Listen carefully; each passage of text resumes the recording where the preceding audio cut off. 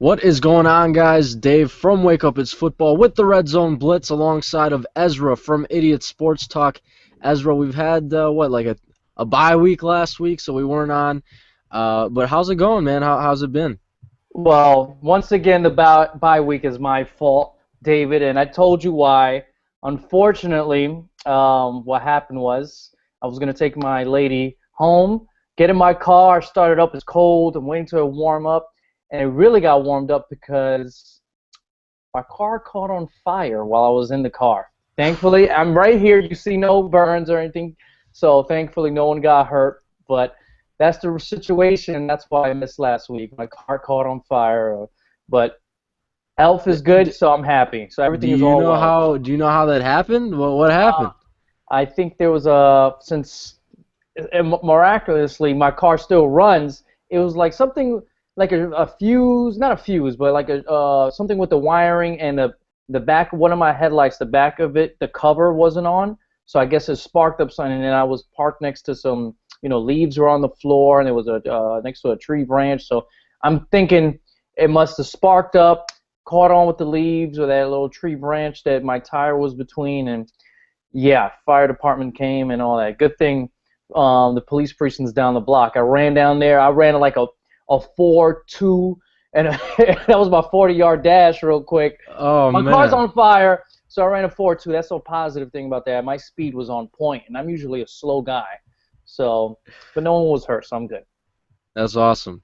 The 4.2 part is awesome. Everything else isn't awesome. That's the only time it comes when I'm in danger. Boom, man, come out of nowhere looking like Randy Moss. My height, my speed, my drill, my vertical all goes up. I think that happens to everybody. If you're in danger or something, all your stats go up like in Madden. So, guys, today's show is brought to you by FanDuel.com.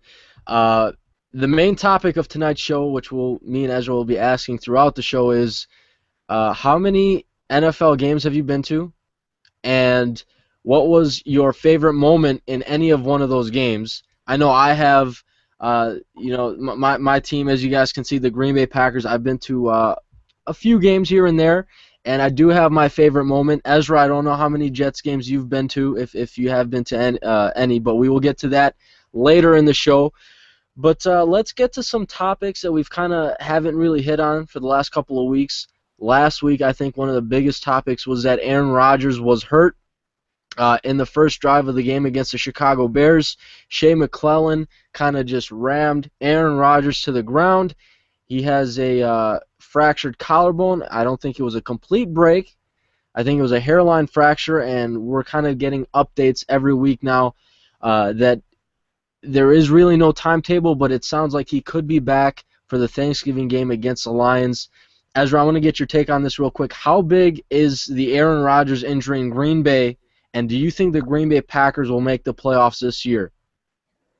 Well, first of all, it's huge because that division, before the season started, we spoke about it. It's still one of the best divisions in football. The Lions are, 6-3 right now.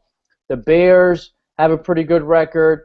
The Vikings, they're the trash of the division, but it's a tough division, and the only way you're going to, I don't know if two teams are going to make the wild card this year from that division. So I think it's a pretty big loss, and I hope, our Packers fans better hope, that Aaron Rodgers doesn't miss a beat when he does come back, because that's going to be a big blow to them and the playoff chances. Do they still make the playoffs? Oh, man. If they win one of these games while Aaron Rodgers is gone, if they win one game, if they go 0-4 in his absence, I don't see it happening. One game, 1-3, I think Aaron Rodgers is good enough to, go on a little streak when he comes back and get this team going. But you got to win at least one game, because right now they're 5-4, one game behind the Lions. I think me and you see eye to eye on this, because I've been telling people, some of the Packer fans over here in Wisconsin are saying that, you know what, I think the Packer season is over. And I really don't think that the season is over. We still have 7 games to play. The Packers, if they can go 1-2 in their next 3 games, they'll be at 6-6. Now, what does that mean? If Aaron Rodgers can come back and play very well for the last 4 games of the season, I don't think it's out of the question that he can go on a 4-game winning streak and put that team at 10-6 and make them a playoff contender. The last time they went 10-6, they won the Super Bowl. They went in as a 6th seed. They went on 3 road games throughout the playoffs. They went in to beat the Pittsburgh Steelers in the Super Bowl. So I still think it's possible, but it's going to come down to whether the Packers can win a game. Can they beat the Giants on the road? Can they beat the Vikings at Lambeau, or can they beat the Lions on Thanksgiving? And that's the other thing. I think that's the team right there, the Giants. Even though they're on a 3-game winning streak and they can smell, because they're only, if you think about it, they're only 1 game back in the loss column, the Giants, and they started 0-6. So they're coming in here. This is a huge game for them, but the Packers has got to view it the same way. This is the team that's most vulnerable. Remember, they started 0-6, so you have to take advantage of this game. I think this is the key game right here, because who's the guys you're fighting with for this wild card? You got the Carolina Panthers, who look like studs right now. They're contenders. I think they're in a 5-game winning streak. Their defense is top notch. Then you got the defending NFC champs. 49ers are 6-3 also. And let's not forget about the Cardinals, who I've been, before the season started, I did talk about. It's one of my favorite teams going into the season. Are 5-4, and maybe the Dallas Cowboys or the Philadelphia Eagles. They're 5-5, but I'm not big believers in anybody coming a wild card out of that division. But those are the guys that you're fighting with: Panthers, 49ers, and the Bears. So that's some steep competition. We're just gonna have to wait and see, and on how he heals and how he comes back from this fracture in his collarbone. So I think the timetable, I don't think it's ever really going to legitimately be set. I think it's just he's going to happen to come back when he comes back. If he comes back for that Thanksgiving game, which I think he's going to, just because he's that competitor, he's going to, even if his injury's still lingering a little bit, he'll try and play through it. I think Aaron Rodgers will come back on Thanksgiving and give the Lions a run for their money. But that entire team, the Packers right now, are really plagued with injuries on both sides of the ball. So what they need to do, heavy dose of your boy, your running back. That's what they need to do. I know, and right now Eddie Lacy. It's funny. You're hitting out. It's almost as if you're a Packer fan.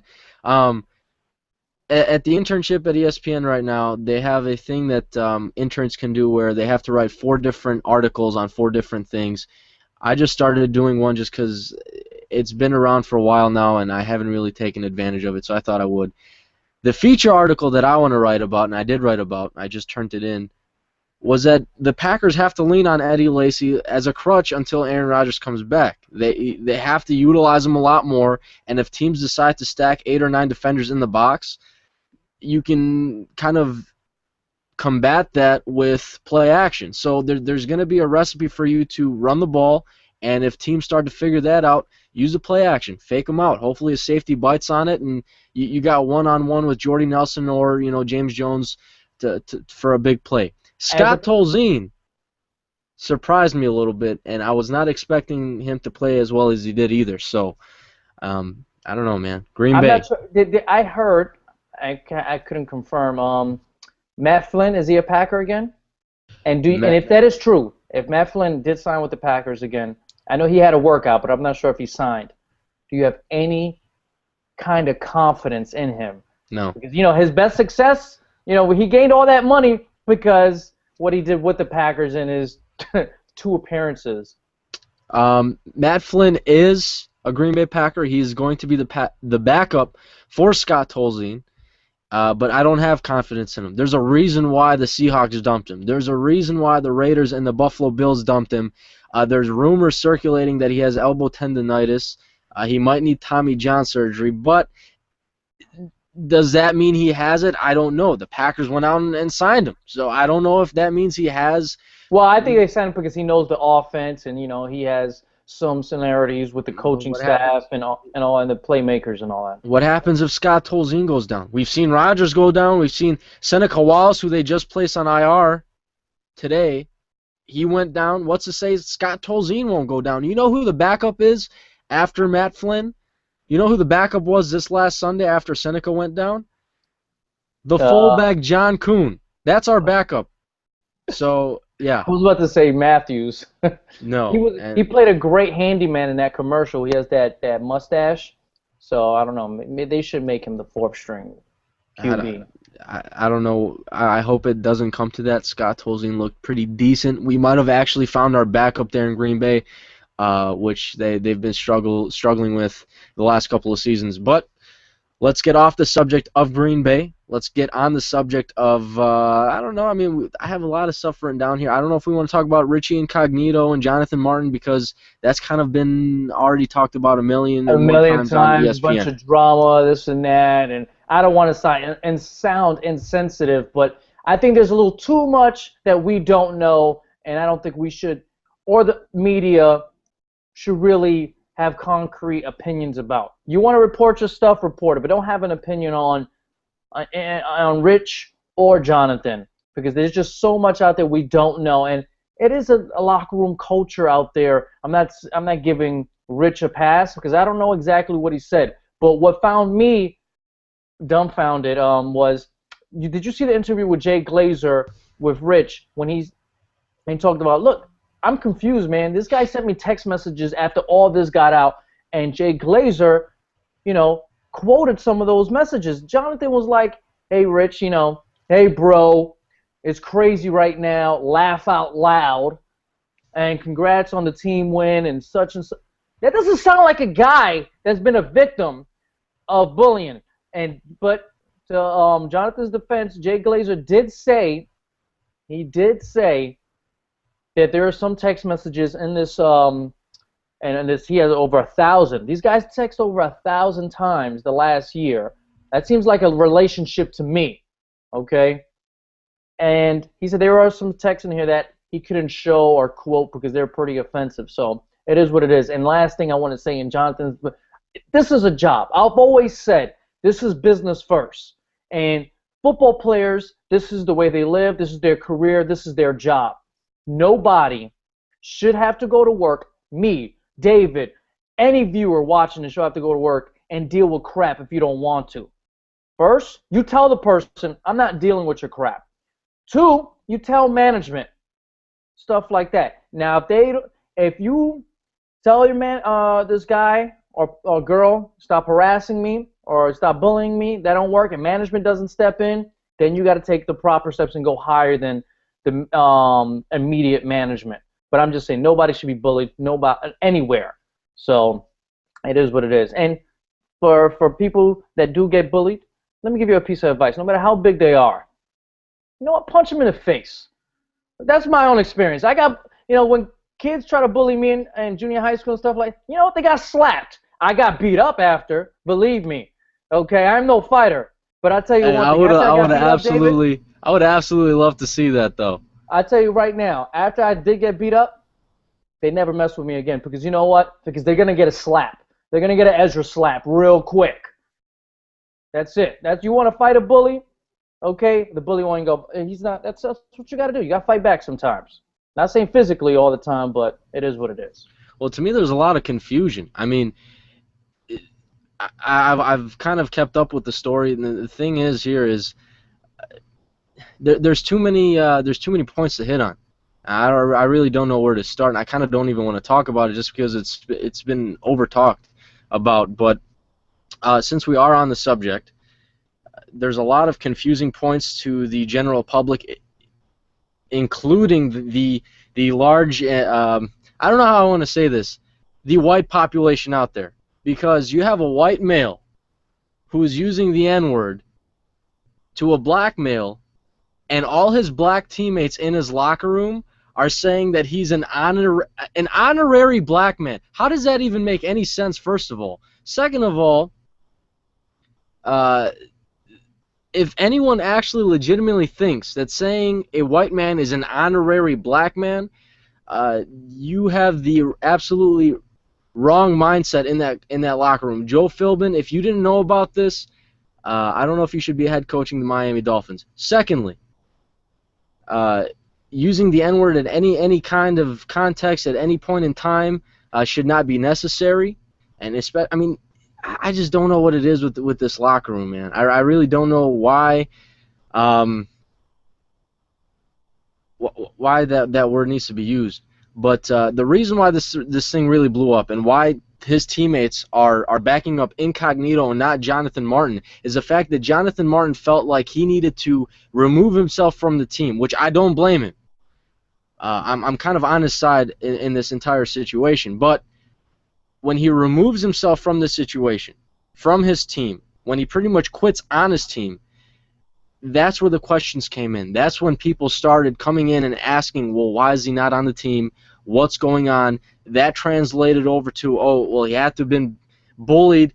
And that led to asking all his teammates what had happened. And a lot of his teammates are backing up Incognito on this, which I don't know if that's right or that's wrong. But I'm going to side with Jonathan Martin on this. If you're not comfortable in the workplace, if there's something bothering you, remove yourself from the workplace. If you can't fulfill your job title 100%, then you have to remove yourself. So I think that's what he ended up doing. And he's not coming back this year. He's done. He's done for the season. I'm not siding with anybody right now, Dave. Like I said, I don't know all the facts. I don't know if Johnson's just being a punk. Maybe he's losing his starting job and he's coming up with this excuse. Oh, we don't know. You know, there was this lady that came in at my job today. As a matter of fact, yesterday, and this was, it's all over ESPN. She said, "Don't you get this?" I'm gonna say this now. I did not get this feeling at all.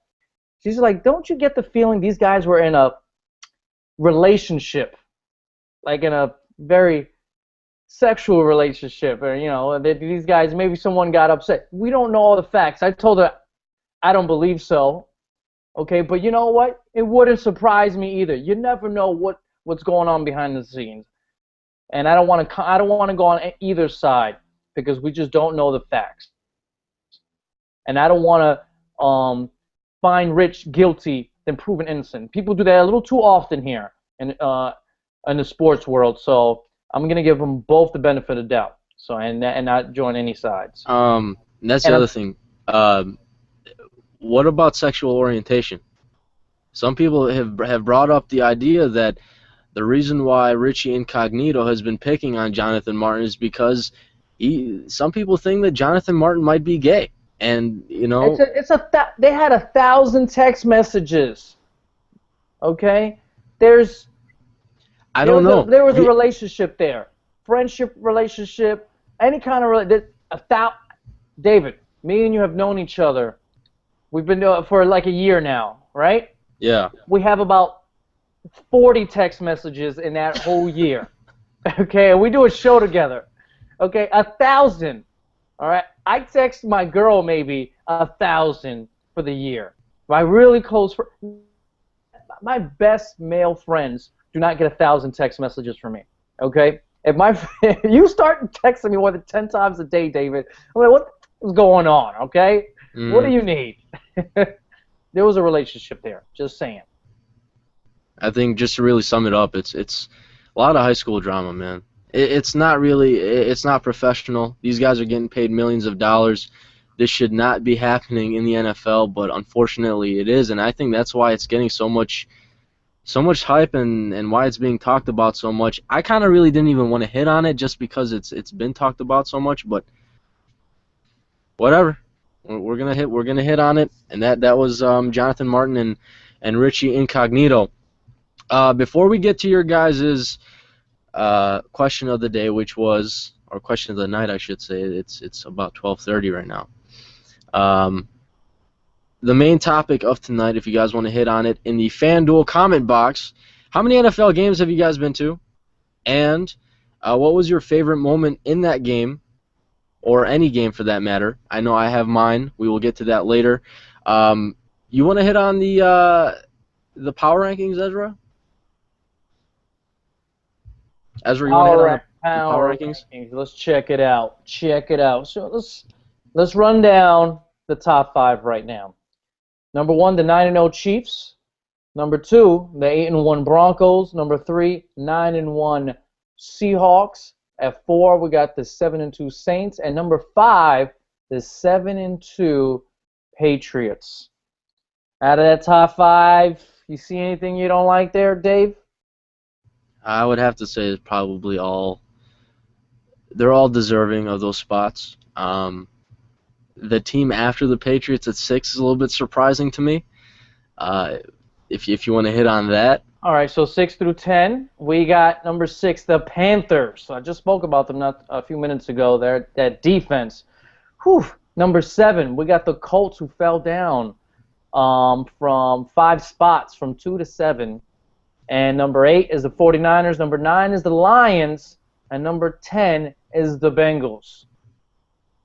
The Panthers, man. At 6, their defense, top 10.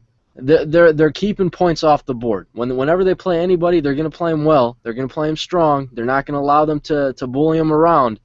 But to me, the concern is offensively. How are they really going to produce? Yeah, you have that all-star quarterback in Cam Newton, but I just don't see the amount of weapons that a lot of these other teams have on the Carolina Panthers. The receiving core is really just not there. They have a pretty talented tight end in Greg Olsen. And I've just never really been a fan of their running backs and Jonathan Stewart and D'Angelo Williams. You're paying these guys millions of dollars. And not just millions, but a lot, just many, many millions. I don't feel that D'Angelo Williams really deserves it. I think Jonathan Stewart is the better running back between the two. But I think it's going to be, if they do struggle, it's gonna be offensively. And the two guys I like a lot that they drafted, 1 and 2 this year, was Star Lotulelei out of Utah, defensive tackle, and then they doubled up at that same position in the second round with Quan Short out of Purdue. Those two guys have been studs for them on the front defensive line there. They're causing disruption. They're causing plays to not actually happen for opposing offenses. That's what you need. And then the guy in the middle of their defense, Luke Kuechly, who they drafted last year with their first-round pick, is just the one word to describe him is stud. He's an absolute monster. He's a beast. He led the league in tackles last year. That's why he won Defensive Rookie of the Year. So their defense is shaping up to be a top 10 defense right now, and that's why they've been successful. Do they clinch a playoff spot? Right now I have them projected outside of the playoffs at like maybe the 7th best team in the NFC. Maybe the 6th. We don't know. Right now we're going to have to wait and see how it goes. But I don't know if they're the 6th best team in the NFL. I don't know if you can make that claim. I have small things about this power ranking. You know, I would have the Patriots higher than the Saints because last time I checked, the Patriots beat the Saints, and the Colts. Maybe this is the biggest beef I have with this top 10. I think that's too much of a drop because 3 out of these top 10 teams, Seahawks, Broncos, 49ers, the Colts beat. Am I correct? So why are they? I understand they got dismantled by the Rams, and I tweeted, I'll put it on my Facebook, that losing Reggie Wayne was going to be a huge loss, and the last 2 weeks their offense has been, lackluster. So it's holding true, but right now you just can't drop them that far down when you beat 3 top 10 teams. So I don't number 7. The Panthers. You said top 10. This is a top 3 defense. Okay, after the Chiefs, this might be the best defense in NFL. These guys are playing lights out. These last 5 games, they scored 10 points and won the game, David. They won 10 points and they won the game in this day and age in NFL. Okay, that defense is lights out. It's finally taking form. Rivera, who was the defensive coordinator for the Chargers years back before he got this job, and they sacked Colin Kaepernick 6 times. Yeah, this defense is serious. Okay, you got to love the team effort here, and their offense. I know has been, like you said, I agree with you. It's been up and down. It hasn't been very consistent, but they do have a weapon in Cam Newton, and if he can get going, if he can click on all cylinders, he can carry an offense. And that's what they better hope for towards the playoff time or making that playoff final push because they really need to be more consistent on that side of the board. But he's that type of player. He could be that guy. He's just got to put it all together on a consistent basis. The one other positive that the Panthers just did or just had is that they beat the Niners in San Francisco, and that's not easy to do.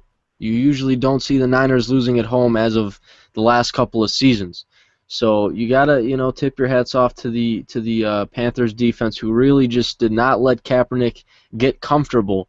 Uh, and they're the 32nd ranked pass offense in the league, the 49ers. Can you believe that?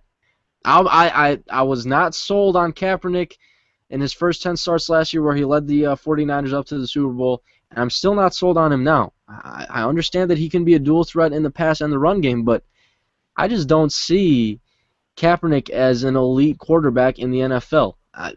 Ron Jaworski earlier this year said that he could be the best quarterback to ever play. Um, that's far-fetched, if you ask me. So, Colin Kaepernick, slow start there in the pass department for the 49ers. We'll see what they can do. But the Panthers defense, studs. They got the 49ers again ranked in the top 10. They are ranked 8th. Lions, like you mentioned earlier, are 9. The Bengals took a bit of a slip after they lost They to the lost to Baltimore Miami, Ravens. and they lost to Miami. Back-to-back losses. Yeah. So I still Hey, feel I still think the Bengals are a dark horse, though. have they suffered back-to-back losses since they lost their leader on defense? Pecco. Geno Atkins. Atkins, not Pecco, excuse me, yeah, Atkins. The defensive tackle, who's a beast. Okay, he's the modern day Warren Sapp, who can rush, stop he can, excuse me, he is a pass rusher, he can stop the running game. He's an absolute beast. He's the leader on that defense, and it's not surprising really that they're struggling without their leader right now. And I actually just thought of something. When I thought of defensive tackle and somebody who's kind of been getting a lot of penetration through the opposing offensive lines, I just made a list of my top 5 rookies, and I think it's going to put a big smile on your face. Can you guess who's on that top 5 list?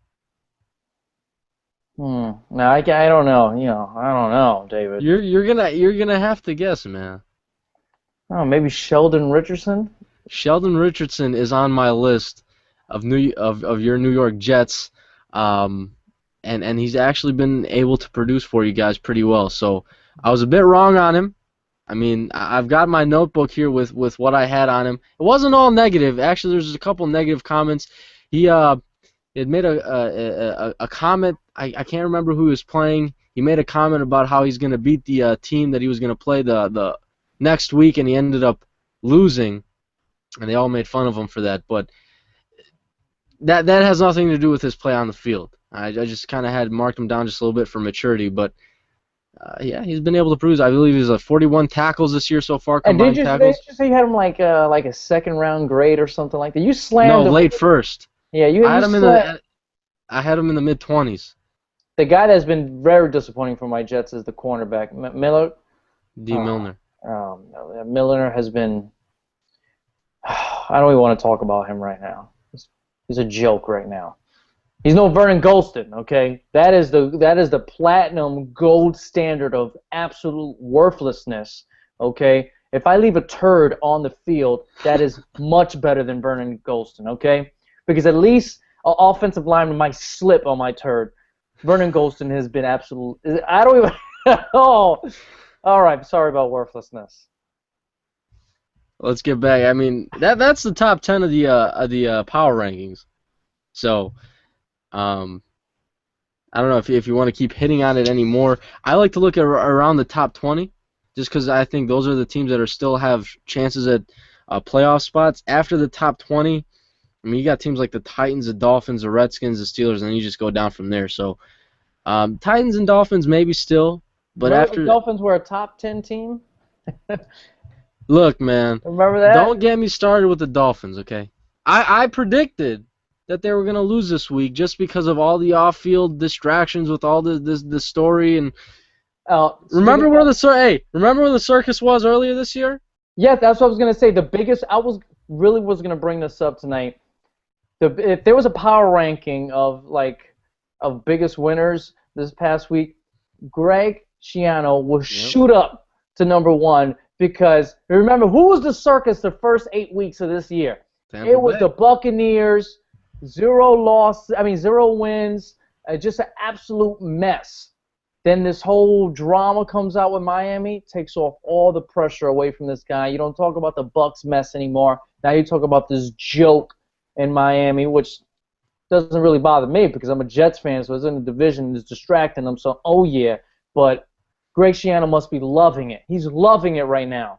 Hey, The media has backed off of him. I have to patent that, the circus, and where it's located, because I have a screenshot right now, and I took a screenshot of, I'm going to have to find it because I don't know if it was your general manager or your owner at the time. I'm looking, I have it in a folder right here. Where is it? Woody Johnson. Okay. This was last year when I made the comments that the New York Jets were a circus. He had to come out, Woody Johnson. What is he to the Jets? He's the owner. The owner. Right here. It says, owner Woody Johnson took, what is this, umbrage? Is that what the word is? Thursday, with the perception that the New York Jets are a circus, claiming it's a media-driven label. And this was about a month after I had made that video and I had nobody had said the Jets were a circus except for me. And then all of a sudden, 3 weeks or 4 weeks later, you see Mark Schlereth and all these guys on ESPN, the Jets are a circus, blah, blah, blah, blah, blah. And when have you ever heard the team specifically being called a circus ever? I don't think I've ever heard that. I call them a circus. Now everybody calls them circus. Now, I'm not saying I'm the person who derived the term to label your Jets at the time as a circus, but I thought it was very, I don't know what the word is. It was a coincidence or what it was. Come on, man. Am I not a little bit? I don't know. Woody Johnson comes out and says the Jets are not a circus. I thought that was a bit laughable. And I agree with him. They're not a circus. At the time, they were. They never were a circus. You guys are a bunch of jokes for thinking my Jets are a circus. And you also said Rex Ryan should be fired. Oh, he's proven you wrong this year. And all the Rex Ryan haters. The only Jets fan that's been loyal to Rex the whole time right here. Come on, Rex. Let's win the Super Bowl this year. Shut everybody up. All I know is the circus is on the move, and it's in Miami right now. Yes. Formerly, it's made its way down southeast. So yeah, he's whatever. Greg Schiano he's loving it right now. Well, it was always southeast because it actually went north. If you think about it, no, it still went south because Tampa's north. Yeah, I'm sorry. I apologize. I just took a look at the I'm gonna call it the FanDuel comment box, and there's not too many comments right now. I think it's because it's a late night show and not too many people are on right now. What was good about the one we did 2 weeks ago after Monday Night Football was I feel as if a lot of people were still up for that, and right now just not too many people online watching. For next week, we'll bring it back to Monday night after Monday Night Football. I think that was a little. Yeah, I think that was a little bit better. People are hyped. People are, just finished watching the game, and if it was a great game, people are still excited, and it's just only gonna just want to talk about football, And last night, can you believe that? We're speaking about Greg Schiano, talking about all the pressures out there. 2 teams this week that were winless wins. Jaguars, manhandled the Titans, and the Buccaneers take care of business of the Dolphins. Yeah, and now everyone has at least one win. Now we don't know who's going to be the clear cut. I still think the Jaguars are going to end up with the #1 overall pick. The Jaguars seem to be like they cannot get out of the top 10 of the NFL draft. So, you know why? Because they don't know how to draft. No. Okay, no. You can have top 10 picks for 30 years straight. If you don't know how to draft, you're going to stay down there. Mm-hmm. Okay? Because when you have that many drafts and that many high picks, your team should be talented. And the Jaguars, it's funny, they have all these high draft picks prior years, and you can't really point out a lot of guys on their teams that are playmakers or difference makers or guys that you have faith in going something to build around for years to come. Okay, the only guy that I've seen being productive the last couple of years is Justin Blockman, and the guy gets in trouble. Now he's a suspended indefinitely, and it's a joke down there. It really is, man. You got this new owner that's trying to keep the team down there, or wants to spend money and do this right, but I don't know. But hopefully this new GM gets this ship going. Yeah, you would also. Again, I've already mentioned this. I think they need to move down. They move to LA or something. They need to move to LA. They need a new identity. They just kind of need to press that restart button. And I feel sorry for their fan base, because I know a couple of Jaguars fans that are real passionate and love their team, but 3 fans is not enough to keep a franchise going and rejuvenate it. It's just tough. And they were so exciting to watch when they first came. When Tom Coughlin, they had Jimmy Smith, Fred Taylor. They had Tony Baselli, Mark Brunell. They had Keenan Cardell. Well, I forgot the other wide receiver, but they had a squad, man. Was it Jimmy Smith? Was it? No, Jimmy Smith and the other guy. He won a Super Bowl with the Buccaneers. McCardell or something. Is it Keenan McCardell? Yes. There we go. And it's sad.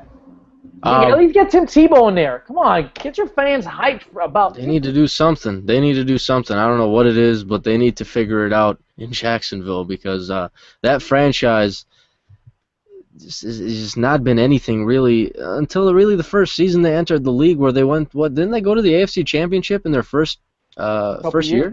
Yeah, they were contenders when Tom Coughlin was there. They were contenders. They were okay with Jack Del Rio, who will be head coaching again this week for the Broncos. But yeah, they were decent for a long time. And speaking about Tim Tebow, did you read about his new possible career in football? No. Well, I read somewhere if he does not sign on with an NFL team this year or in the offseason, he will switch his gears and become a college commentator. I don't know. To me, Tim Tebow, not a college commentator. He's more going to be like a preacher or a missionary, because he's going to be some type of. He's too much of a star. You know, he's gonna get a contract. Does he have that? Does he have the ability? How many guys does Keyshawn Johnson have it? Okay. Does Ray Lewis have it? Some of these guys are terrible. Okay. Shaq does not have it. He is a terrible analyst. But when you're such a personality, such a star, you're gonna get that deal. Okay. Not saying Tim Tebow is gonna be good at it, but I think he will, because he's always been well, I don't want to say that either, because that doesn't translate to anything either. But he will get a contract if he does switch it up. And it's sad to. And speaking about Matt Flynn earlier, this guy gets 1 million chances, and Tim Tebow doesn't. I don't know about 1 million. I mean, he's got a big contract. He got traded here. He almost got the starting job this different place, and now he's back with the Packers. That seems like a lot of chances for a guy that has absolutely done nothing. Well, how many teams was Tebow on? He's been on 3 teams. How many teams was Flynn on? You got the Packers, Seahawks, Raiders and Bills. Bills, and back to the Packers. You want to count that as 5? I'll let you count it as 5. You have to count that as. What do you mean? If you want, it is 5. If you go to a team 2 times, you got to count that. That's a 5th chance. And did Matt Flynn ever lead a team to the playoffs or help a team go to the playoffs? Matt Flynn has always been a backup. He's always been a bum, exactly.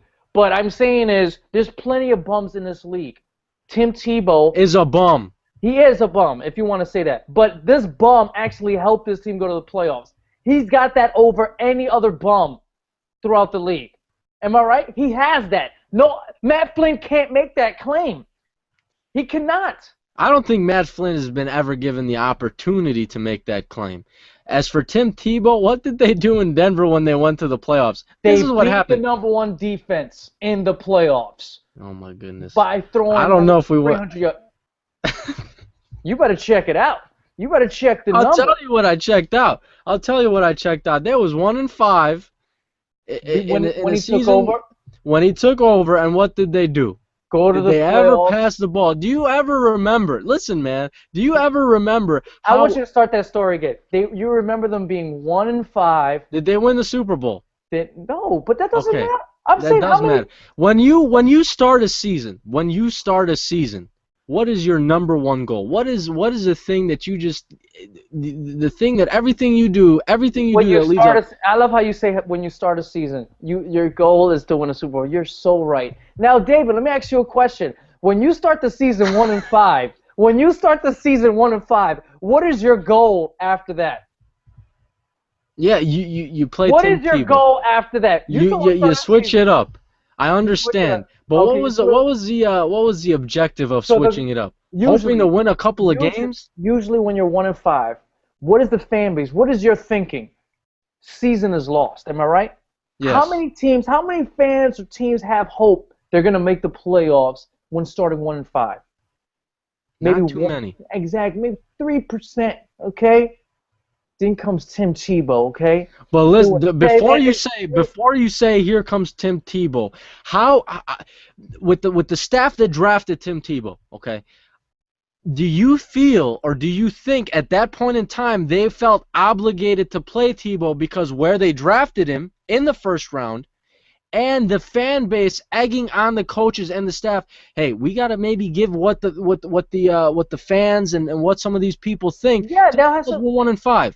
Yes. You know why? You know why the fan base and everybody was saying you should start Tim Tebow? Because the season was lost. Then comes the savior. Okay. You know, he paused the rivers to the side, and you know what Tim That's how Tebow you does? know. Never mind. Okay, the man, you know what? 1-5 to the playoffs and beats the number one defense. That should warrant a chance I'm not even saying on a playoff team, a terrible team. This team is 1-8. Okay, why not? What could be worse? What's the point of bringing number- what's the point of bringing him in right now? Just What would be at the least point? It would be a smart business decision at A least. smart business is it to sell a couple of jerseys? Yes. If they're 1-5, Yes. if they're If I'm 1-5, an owner, what if are you I'm doing? If I'm an owner. I don't know how many times I gotta say this. I repeat myself a million times. It's a business first. If I'm an owner, my team is 1-8. You know, guess what, Ezra? I'm talking to myself in the mirror because that's what I do. Sometimes I need a professional opinion, so I talk to myself in the mirror. So Ezra, you're 1-8. Okay, best course of action is here. You know, let's make some money, and because we're basically gonna get a top 3 pick. So Tim Tebow, he's a bum, right? Let me make some money and still get a top 3 pick. Sounds like a good thing to me. Or let me just go get a top 3 pick and make no money. Let's go with the lesser evil. Let's go with the more positive thing here. Make some money in the process. And with this new income, maybe I can hire a real coaching staff and maybe get some real scouts so they can draft some real players. That has a domino effect, my man. Bam! Rebuttal that. Rebuttal that.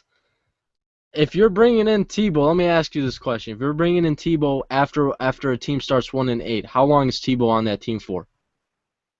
Is he on the team just until the end of the season? It depends how. Let's see how the team. Look, let's see how the team responds. Let's say for some reason it happens again. Let's say he helps the team go 7-9. Oh my goodness, man. Or 6-10. That means he had. Let's say 6-10. That means he had a 5-2 record. You want my rebuttal? 5-2 record. A 5-2 record from a 1-8 team, 6-10. You know what? You're playing to fantasy me? football. You know what that sounds like to me? That sounds like, you know what? This guy deserves another contract. You're playing fantasy to be football. my backup quarterback at least. Okay? You're foolish. You are a foolish fantasy football player right now. Listen to me. Listen to me. You just said to go out and grab a real coaching staff and real players in the draft and real this and real that. Tim Tebow is not a real quarterback. So Tim I Tebow, guess you know what the fun. So you know what? The NFL is a joke then, Because if No, this guy's it's not. such a bum, No, it's not. if Tim Tebow's such a joke, such a bum, and he can help a team go to the playoffs, what does that say about the rest of the league? And beat the number one defense. What does that say? What does that say? What does that say? You're talking about an anomaly here. You're talking about one player who's been able to just kind of literally, miraculously. Tim Tebow needs to get a new. It's funny. And how bad was that division that year? We're going like 10 minutes on this conversation now.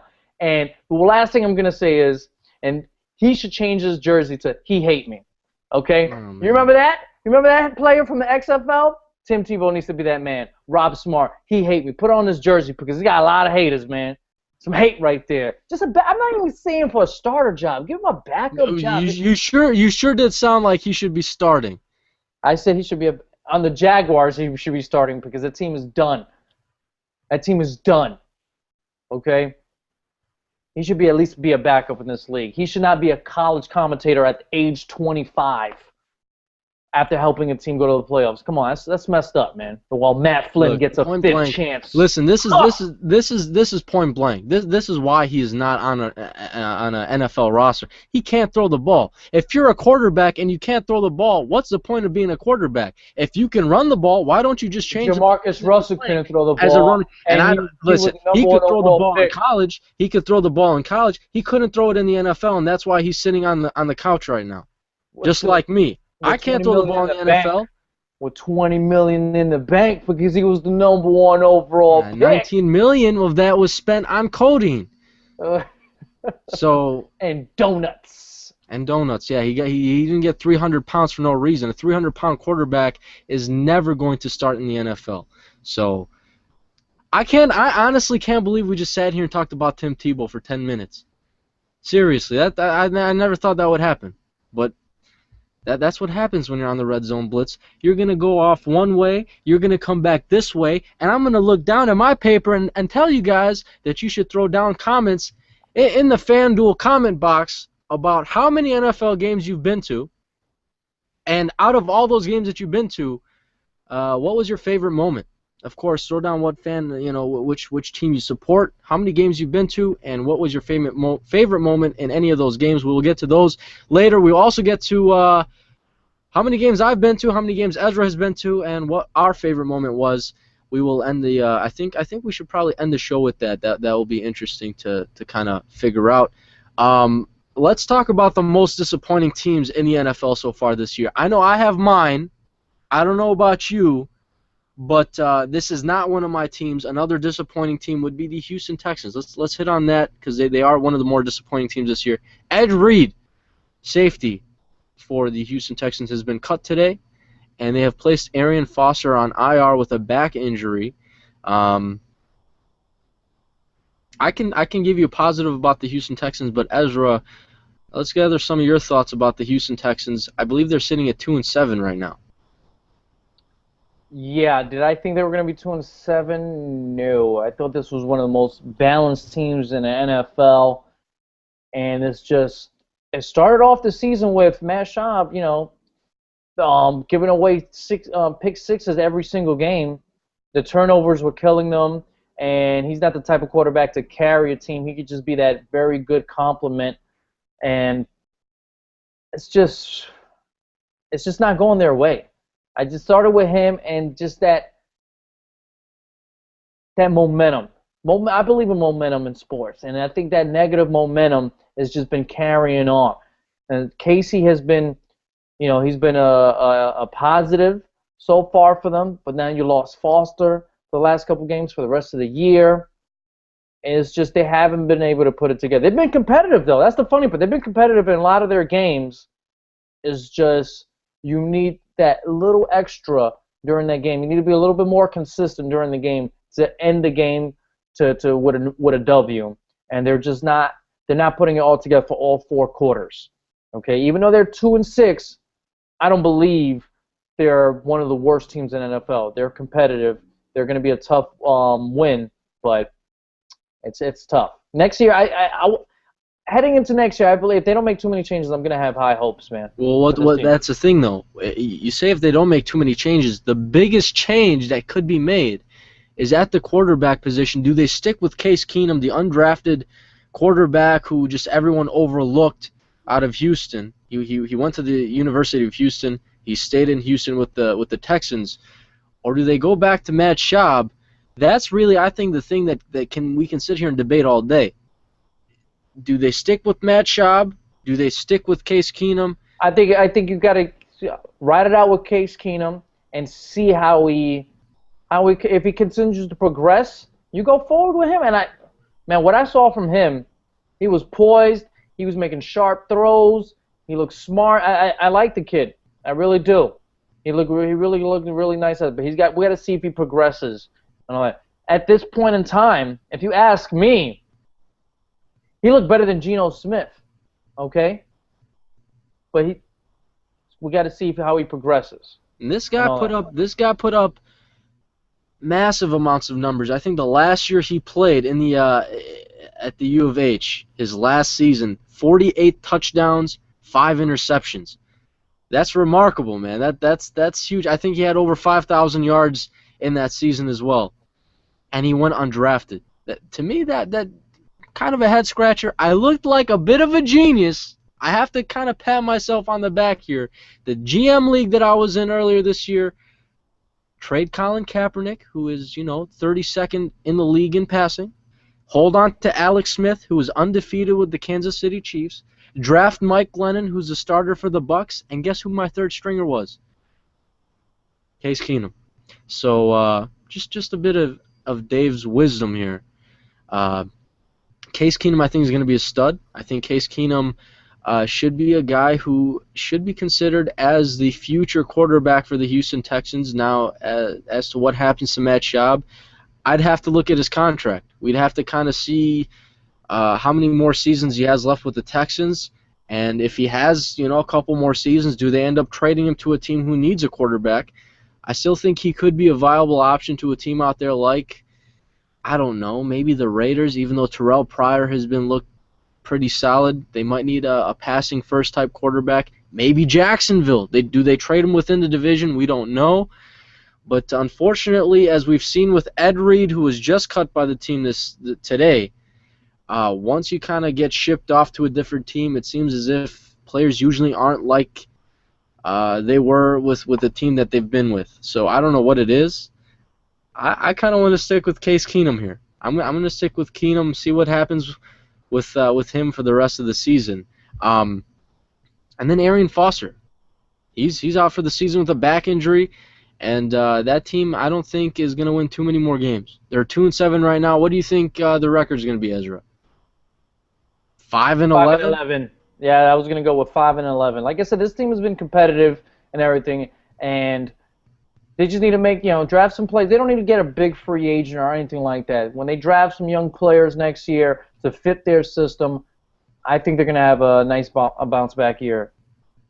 Yeah, and I didn't mind their draft either. I mean, some of the bigger names that they had this year, DJ Swearinger at safety, which was a defensive player. I want to say it was a second or third round pick, but in the first round they went with my goodness, what was his name? The receiver. The receiver, Dobson? No. That's Patriots. Patriots. Excuse me. I know who you're talking about. He's playing. I want to say he played for Clemson, right? Yeah, he played for Clemson. Just cannot remember his name right now. He's played pretty decent actually. So they went offense, they went defense. I did not mind some of the players they chose at where they went with them. Sam Montgomery, who they took in the third round, they released him earlier this season. There we go. DeAndre Hopkins. There you go. Sam Montgomery they cut because I believe he was caught smoking marijuana in the hotel before they played the Chiefs, which is not a good thing. You're an idiot for doing that just because you're with an NFL team. You're getting paid a lot of money, and you kind of just blew your opportunity. I want to say he got a tryout with the Bengals or something like that, but that team is kind of a mess right now. We'll wait on them for next season. I'm going to go to the FanDuel comment box, check out some of your guys' comments, see if you guys have thrown any questions, comments, concerns down for me or Ezra. Not too many tonight. Usually we have a whole bunch. Not a lot tonight. Wookie Collins says that why do we still talk about Tim Tebow? Will the Tim Tebow talk ever stop in the NFL? It seems to be brought up so much. He doesn't think it will stop. Wookie Collin, just to let you know, we weren't planning on talking about Tim Tebow, but it just kind of happened. Someone's got to stand up for the man, and I had to do it. And then he also says that he doesn't understand why the Dolphins are not using Mike Wallace. He's the biggest free agent that they paid. They paid him a lot of money, and he's made really no impact for that team. In Wookie's opinion, I think me and Ezra might share that same opinion. Well, in some ways, it's not their fault because they don't have the offensive line to let their deep threat get deep. That's why they're not utilizing him. He's not the type of receiver to go in the middle or you create some short yardage plays so he can create something to have. He's not that type of guy. He's not a Percy Harvin type. He's a deep threat, a very powerful, speedy, deep threat, and they just don't have the offensive line to make it happen right now. And that's why he looks very ineffective and everything. And I've always said, off-season champs do not translate to wins. I think I have a bit of a theory here on the FanDuel comment box. The reason why people aren't commenting correlates with the video, my latest video on my YouTube channel. YouTube sucks, man. Google Plus, you got to make a Google Plus account to link it up with your YouTube account. Then in order to comment, you got to be signed in. Oh, you want to reply to somebody? Usually, I don't know how this reply system is working out so far, but from what I've seen, you got to put in a plus sign and then look for the person's name. And while you're at it, you got to go make a sandwich and do your laundry too, and then you can reply. So they made it a little too difficult, huh? I don't understand. I don't know why, but maybe that's not why. Maybe that's why we're not seeing too many comments in the comment box like we usually see. And I'm not a fan of this at all. It really irritates me a lot. And actually, Wookie Collin here hit on the team that I think is the most disappointing team. He just put that down in the comment box. Appreciate that because I forgot about that. I didn't bring up my most disappointing team. We kind of started talking about the Texans. I kind of forgot about my team, the Falcons.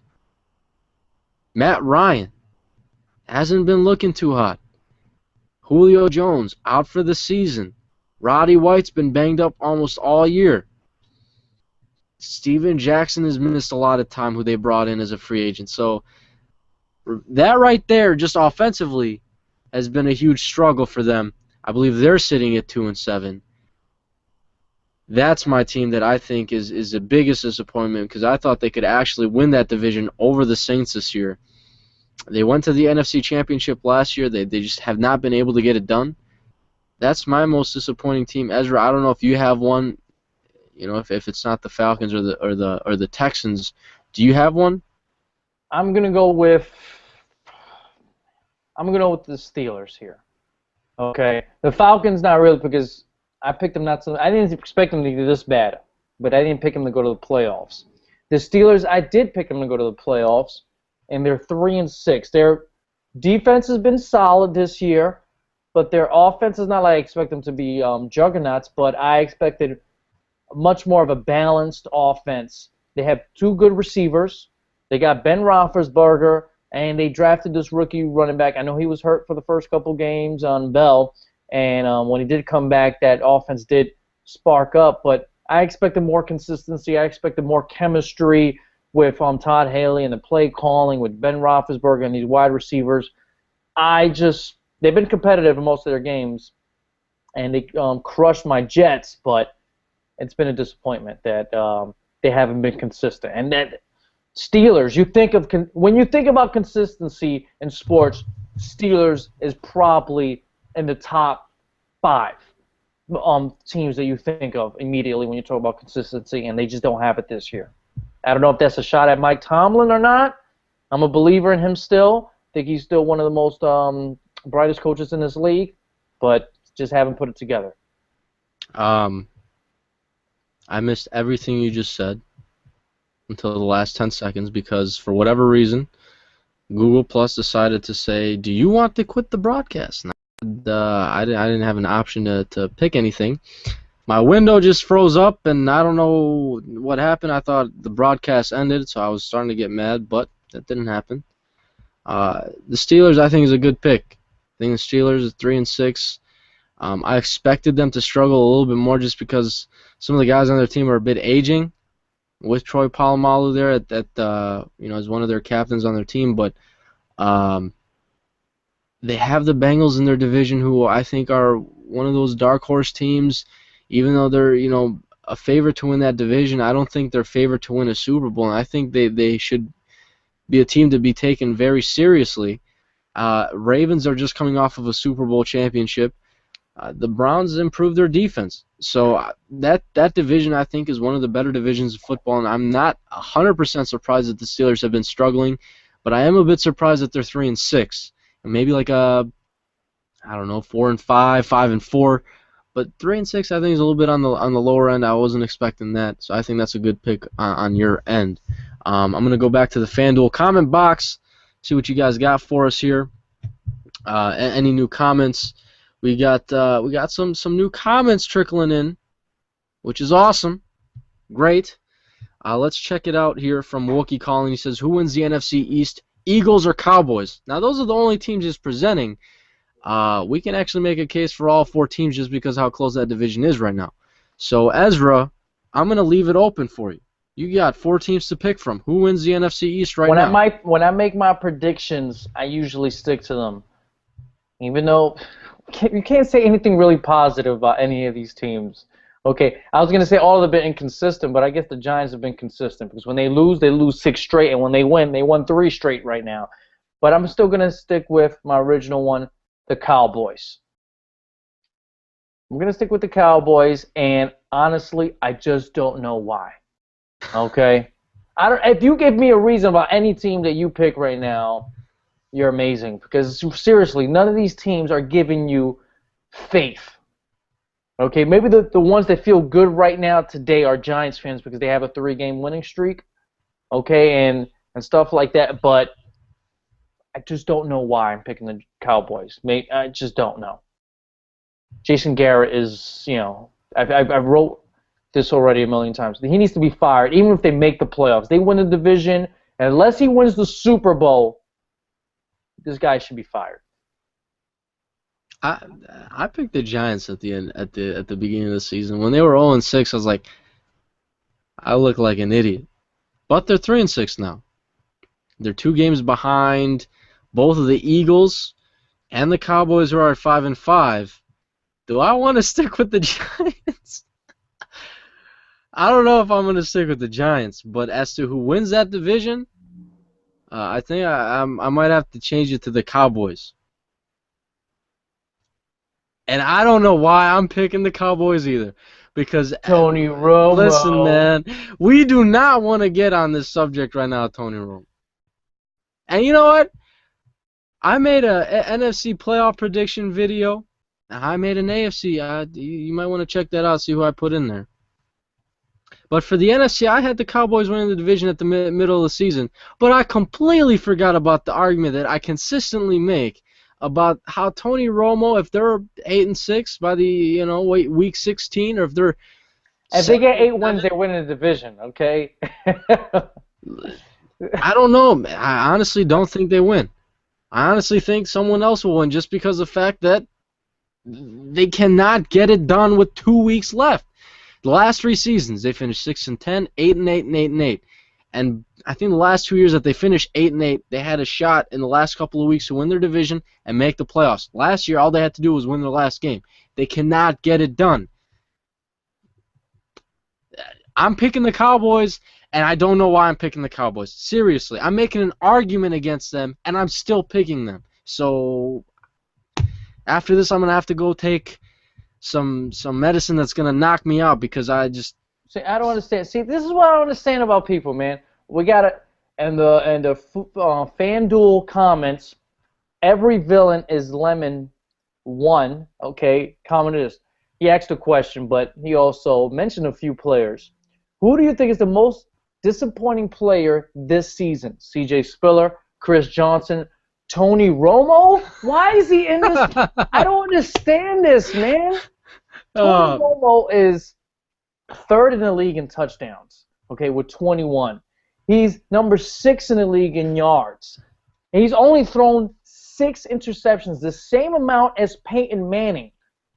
And he's one of the most disappointing players this year. He's not. He's not. I'm going to say C.J. Spiller if I had to pick one of the three. Maybe Chris Johnson. One of those two. Not Tony Romo. Tony Romo's not the most disappointing. Just because, one reason, the stats you just listed off, and the second reason, I'm a Tony Romo supporter up until week 15 or week 16. After that, you can forget it. He knows how to play regular season football, and I consider week 16 and week 17 borderline playoff football just because you never know what games you have to win. You never know what you have to do when it comes to the end of the season. So I'm a Tony Romo supporter right now, and I'm saying he's not overrated. He's not disappointing. So I'm gonna go with is leading the league in interceptions. He's always had a high Eli Manning. He's always had a high interception rate and stuff like that. But he's got 11 touchdowns and 16 interceptions. I know their offensive line has problems. They had no running game for most of the year, but he's been an absolute mess. This past week, and I saw them play against the Raiders. They had a running game. Andre Brown, who came back from a broken leg injury from the preseason, carried the Giants offensively. And Eli Manning could not compliment him at all. He was making terrible decisions, and when he did, he was overthrowing, underthrowing guys. He just has no control of the offense right now. I don't know what it is with Eli Manning, but he's just got to take this season, tear it up, and just throw it in the trash. At this point, he's got to move on. Or whatever, there's something bothering him. I don't know what it is, but Eli Manning is just not there. He does not look like a 2-time winning Super Bowl champ. He does not look like Peyton's brother. He does not look like Eli Manning at all. And I don't know what it is. I would probably that would probably be the guy I would pick too. The Giants aren't looking like the Giants that we usually see, even though they'll go 9-7, 10-6, make the playoffs, whatever. But when you do that, you'll still see pretty decent play from Eli Manning, even though he's been known to throw more interceptions than maybe many more quarterbacks in the league. But this year, it's on an elevated level. He's doing it a lot more. You turn the ball over, you're giving too many other opportunities to the opposing teams to score. That's why you're losing games. Eli Manning. That's a good pick. I think that's actually an A++ pick. That would be the guy I would pick as well. Before we end the show, we got about 15 minutes left. Last time I'm going to tell you guys this. Throw down in the comment box below how many NFL games you've been to.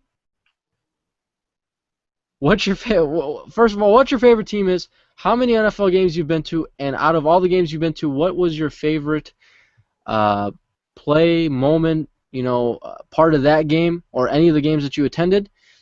Throw those down in the comments below right now. We will get to I can't talk, Ezra. Cannot talk right now. Hey, am I making funny faces? Are you calling my face funny? Okay, they'll be Ezra like it's my fault. Unbelievable, David.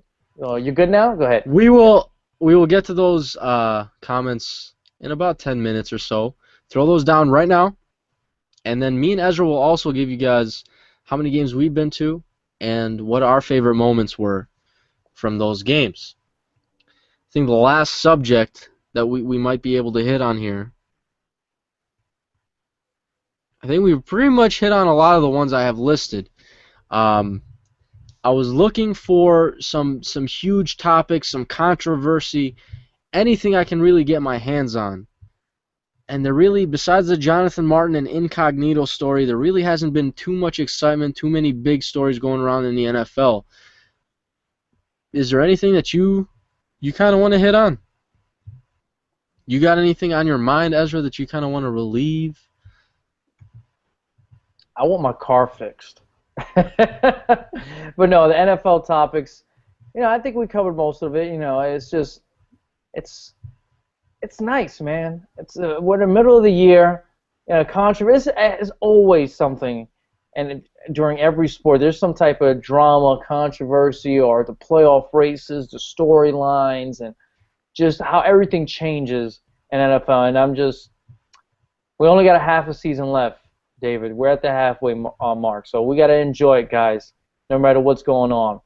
And I guess I feel particularly good because my Jets are in the upswing right now. We just got a huge win from the Saints, and we have our opportunity to finally win back-to-back games this week. So that's not really what I want to hit on, per se. And I'm going to be even more boring when you ask your topic, your question of the video. All right. About Well, how many games. we're gonna head to the FanDuel comment box. Wookie Collin. He asks, is Michael Vick's time in Philadelphia over? Nick Foles hasn't looked bad. Do they get a new quarterback? Do they stick with Foles? What do you think? Yeah, I think his time is done. Not that I think Nick Foles is going to take over the starting job or they believe in him, the brass and all that, because, the owner came out a couple weeks ago, we got to get ourselves a franchise quarterback. That tells you he does not believe in most of the guys on the roster. Nick Foles is young. He has a chance to develop into that guy and show what he has. And he's got a rookie deal. Michael Vick is under a 1-year, $10 million deal. Why resign him? The guy has been nothing but injury prone, and you got a guy that's showing some type of promise, and the owner wants a franchise guy. A 30-something-year-old, injury prone, shell of himself, QB is not the guy to go forward with, and you're going to pay big-time money to him. So Michael Vick's time in Philadelphia is done after this year. He might get another start or two, depending how the season plays out, but he's not going to get re-signed after the year. He's done. He's probably a future Texan. Ooh. I don't believe he'll be a future Texan. That's something in the offseason we're going to have to predict. Where's Michael Vick going to end up? Because I don't believe he's going to be Eagle at all. I don't know if I'm sold on Nick Foles yet, but I don't think Michael Vick is the answer either.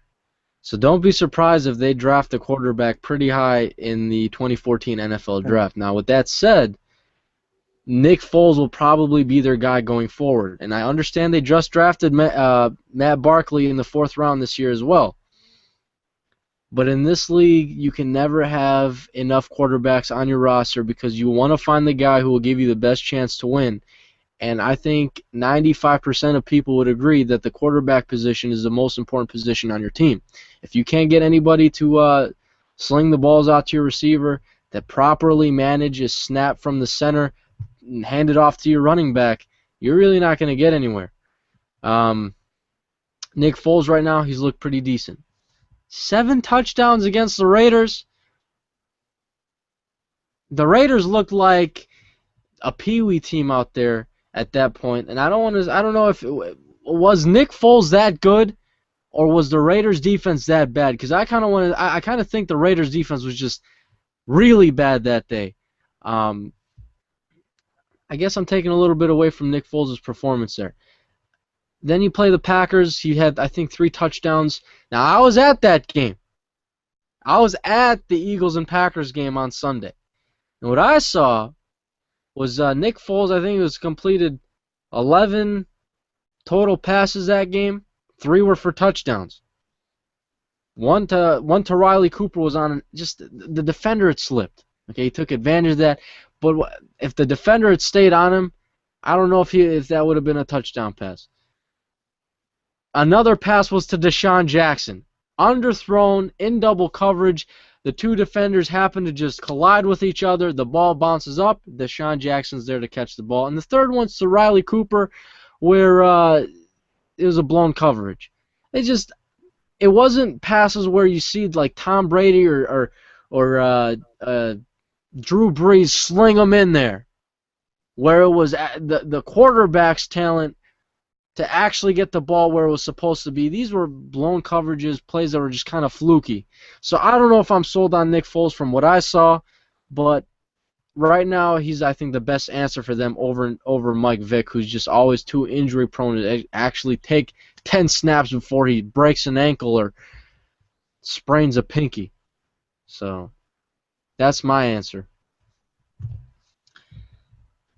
We're gonna wrap it up. So let's take a look at the FanDuel comment box. We got Wookie Collin, who's I think could be considered as the MVP tonight in the FanDuel comment box. He says his favorite team is the Detroit Lions.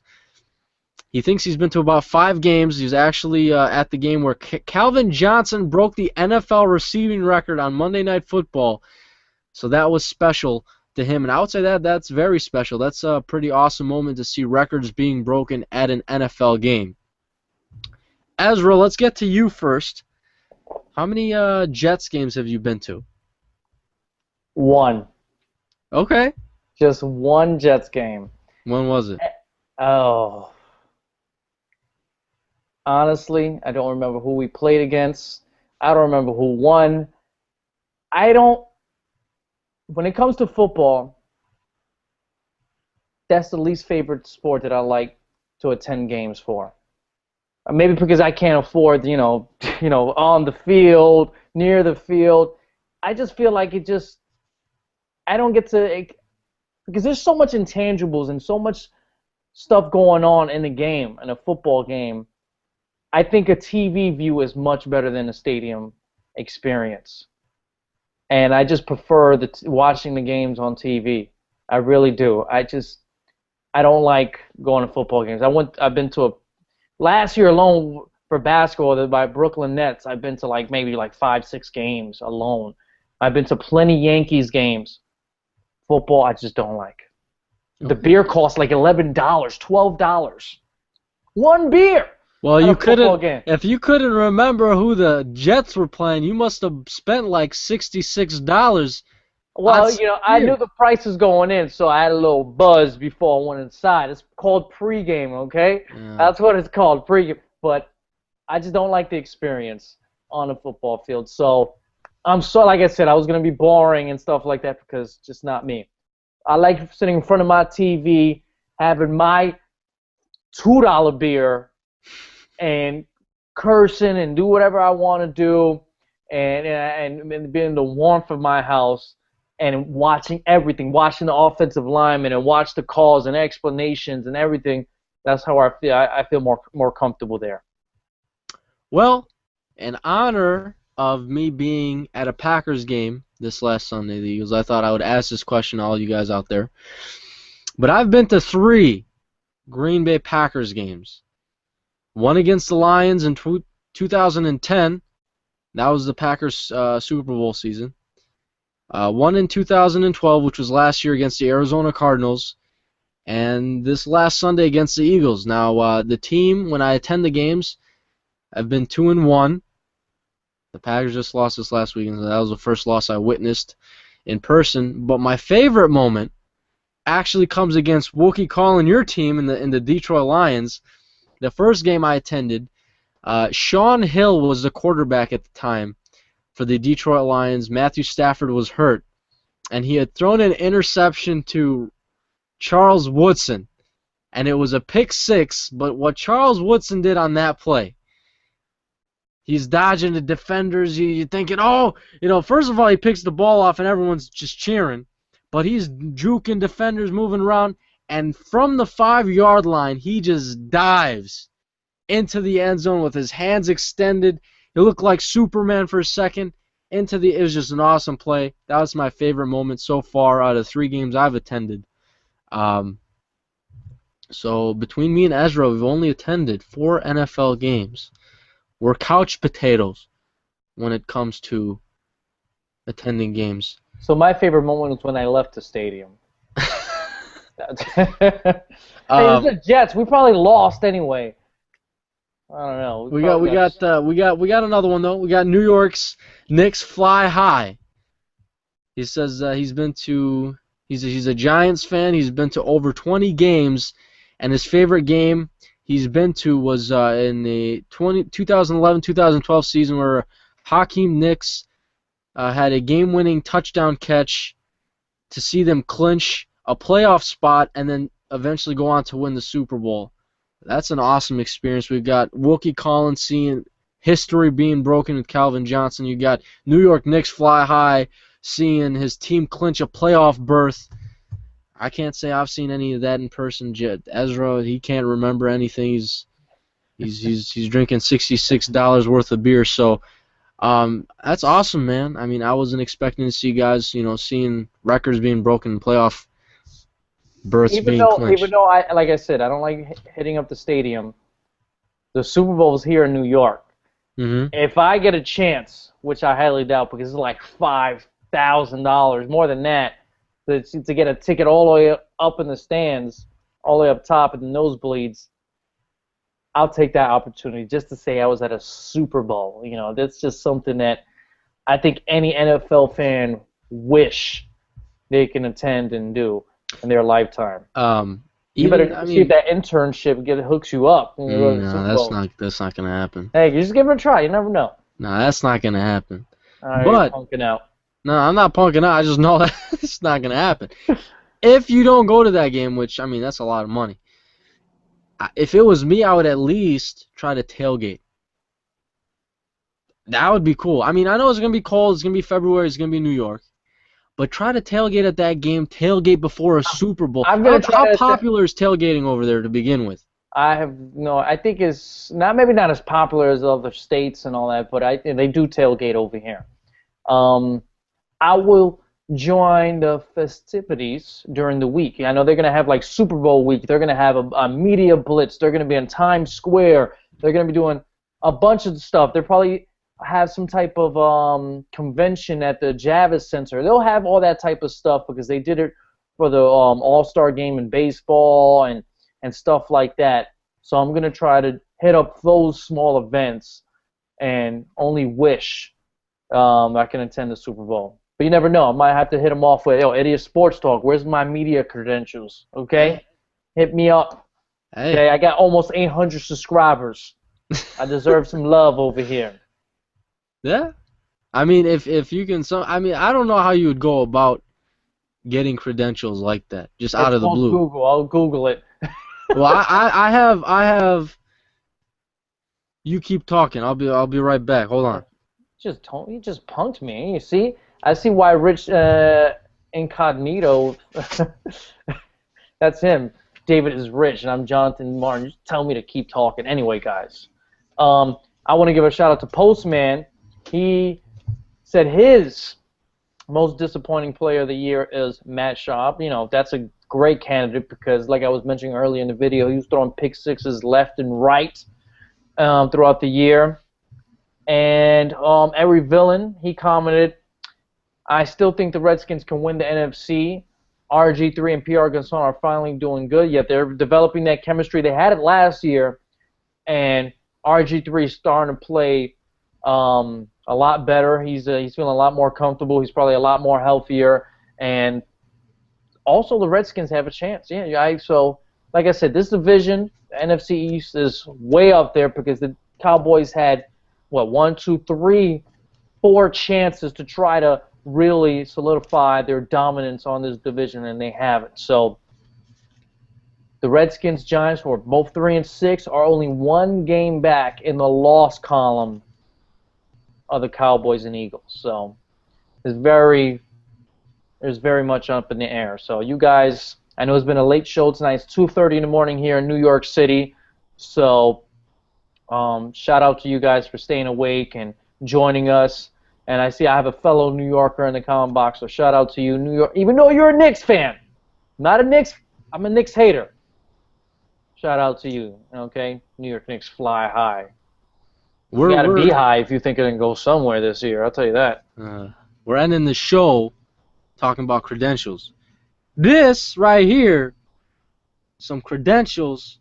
Me, the Brewers back in September 2nd. They played the Pittsburgh Pirates. Brewers suck. And here's my credentials from just the other night on Saturday. I'm getting another one. The Bucks playing the Dallas The Mavericks. Bucks suck. And now I'm gonna see the Bucks play OKC this Saturday. The I'm gonna see Bucks Kevin Durant. suck. You're gonna Hey, see man. a you're gonna see a Bucks get crushed. Hey, You're gonna see the Bruins get crushed. you want to talk about me being loyal, about seeing the Packers play year after year in the playoffs? This is loyalty, okay? This right here is You're loyalty. right, because they suck. I understand.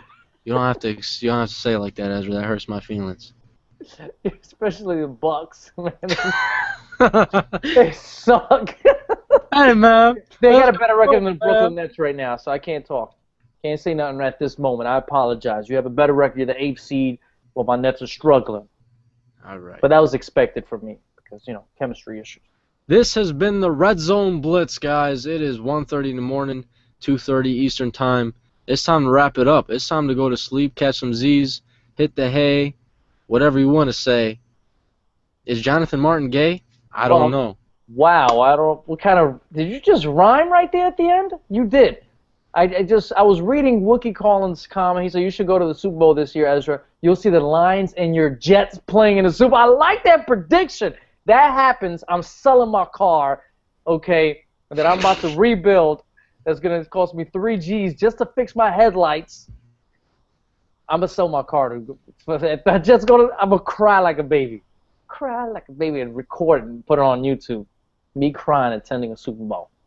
That's Because how my Jets are there. Ezra is crying because he's a baby. The Jets aren't going nowhere. Crying like the Bucks season. Out of Wow. here. Later, guys. End the broadcast.